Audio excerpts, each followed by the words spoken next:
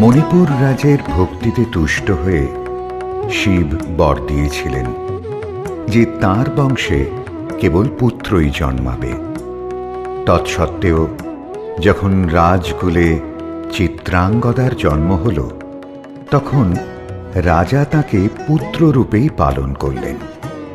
রাজকন্যা অভ্যাস করলেন ধনুর্বিদ্যা, শিক্ষা করলেন যুদ্ধবিদ্যা, রাজদণ্ডনীতি।